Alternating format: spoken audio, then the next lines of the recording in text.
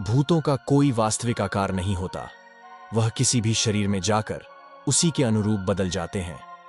इसी से प्रेरित होकर यह घोस्ट की कहानी लिखी गई है। भूतिया कहानी पढ़ने में रोमांचक होती है और ऐसी ही रोमांचक कहानी है। भूतिया चिड़ियाघर शहरों में लोगों की आबादी लगातार बढ़ती जा रही है। इसके लिए रिहायशी इलाके भी बढ़ते जा रहे हैं और रिहायशी कॉलोनियों को बनाने के लिए जंगल कट रहे हैं। लेकिन जंगल में रहने वाले जीव जंतु रिहायशी विकास से सबसे ज्यादा प्रभावित हो रहे हैं। ऐसे ही सरकारी आदेश के अनुसार एक जंगल काटा जा रहा था। उस जंगल में बहुत से जंगली जानवर थे जिनको संरक्षित करने के लिए एक चिड़ियाघर बनाने पर विचार चल रहा था। ठीक तभी प्रशासनिक निर्णय से एक बहुत पुराने खंडहर को चिड़ियाघर में बदल दिया जाता है और कटे हुए जंगलों से जितने भी जानवर पकड़े गए हैं उन्हें इसी चिड़ियाघर में लाकर रख दिया जाता है। लेकिन सभी इस बात से अनजान थे कि यह खंडार कोई साधारण भवन नहीं है, बल्कि भूतों का एक रहस्यमयी ठिकाना है। आज भी कई भूत खंडहर के कोने कोने में उपस्थित हैं और प्रशासनिक अधिकारियों को भूतों की दहशत का नमूना जल्द ही दिखाई देने वाला था, क्योंकि जितने भी जानवरों को खंडहर में लाया गया था सभी के बर्ताव डरावने हो चुके थे। उनके पिंजड़े के करीब जाते ही वह जोर जोर से आवाज निकालने लगते। मामला जानवरों से जुड़ा था, इसलिए पशु चिकित्सक को चिड़ियाघर बुलाया जाता है। लेकिन पशु चिकित्सक को भी कुछ खास जानकारी नहीं मिलती। सभी जानवरों के खून की जांच करने के बाद भी उनके शरीर में किसी तरह का कोई इन्फेक्शन नहीं पाया जाता। दरअसल जानवरों के अंदर भूत होना कल्पना से परे था, इसलिए पशु चिकित्सक अपने विज्ञान के माध्यम से इलाज करने का प्रयास कर रहे थे। बहुत जल्द चिड़ियाघर दर्शकों के लिए खोला जाना था, लेकिन जानवरों का ऐसा हाल देखकर आम जनता के लिए चिड़ियाघर खोलने के फैसले पर रोक लगा दी जाती है। शासन की मुश्किलें बढ़ती जा रही थीं और जानवरों की हालत बद से बदतर होती जा रही थी। उन्हें एहसास होने लगा था कि जानवरों के जंगल को काटकर शायद हमने बहुत बड़ी गलती की है। चिड़ियाघर के अंदर भालू, हाथी, शेर, सांप और कई तरह के पक्षी रह रहे थे।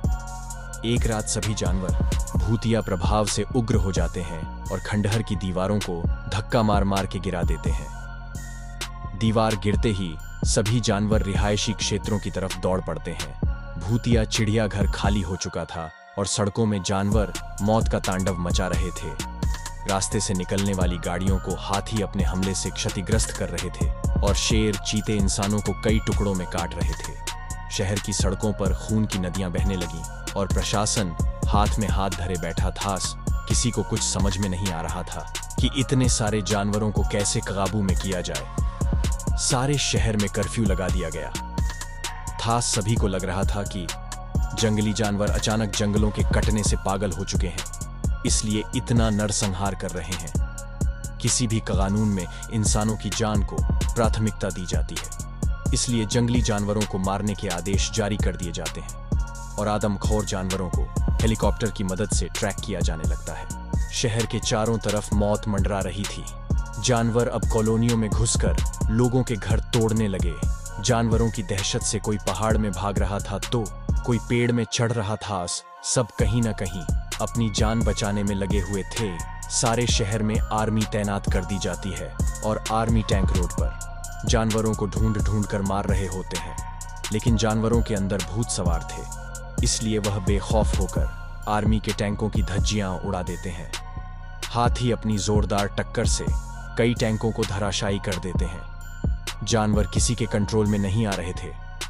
तभी अचानक ऊपर उड़ रहे हेलीकॉप्टर पर एक विशालकाय बाज झपट्टा मार देता है, जिससे हेलीकॉप्टर का संतुलन बिगड़ जाता है और हेलीकॉप्टर घने जंगल में जा गिरता है, जिससे जंगल में एक जोरदार धमाका होता है और हेलीकॉप्टर के अंदर उपस्थित सभी लोगों की जान चली जाती है।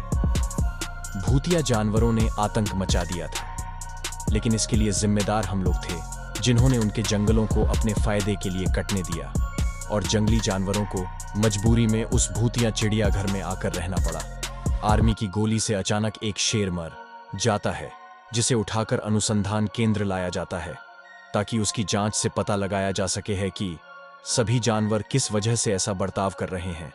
सभी परीक्षणों की रिपोर्ट आने के बाद वैज्ञानिकों को पता चलता है कि जानवरों के मानसिक हार्मोनल परिवर्तन हुए हैं और यह बदलाव कुछ समय पहले ही हुए हैं। लेकिन ऐसा क्यों हुआ और जानवर ऐसा किस वजह से कर रहे थे, इसका पता खंडहर के अंदर ही चल सकता था। वैज्ञानिकों को खंडहर में कुछ संदेह उत्पन्न होता है, इसलिए वह जांच करने के लिए अपने यंत्रों के साथ उसी भूतिया चिड़ियाघर पहुंच जाते हैं और सारे खंडहर के कोने कोने की फ्रीक्वेंसी की जांच करते हैं। तब उन्हें अपने डिवाइस पर आत्माओं के होने के संकेत दिखाई देते हैं। वैज्ञानिकों को पता चल जाता है कि सभी जानवरों के शरीर को भूत प्रेतों ने कब्जा कर लिया है और अब भूत ही शहर में आतंक मचा रहे हैं। वैज्ञानिक प्रशासनिक अधिकारियों से मुलाकात करते हैं और बताते हैं कि सभी जानवरों के आदमखोर बनने की वजह भूतिया आत्माएं हैं जो कि उस खंडहर में मौजूद हैं।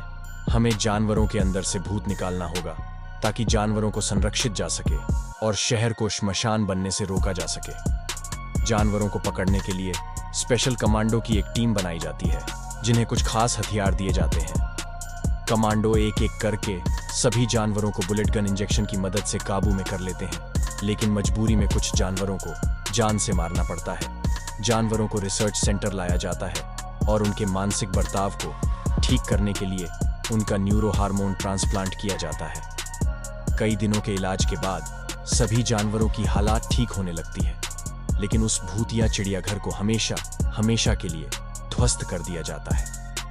भूत केवल इंसानों को नहीं, जानवरों को भी क्षति पहुंचा सकते हैं। यह बात वैज्ञानिकों को समझ में आ चुकी थी और जानवरों के आतंक के खत्म होने के साथ ये कहानी भी समाप्त हो जाती है।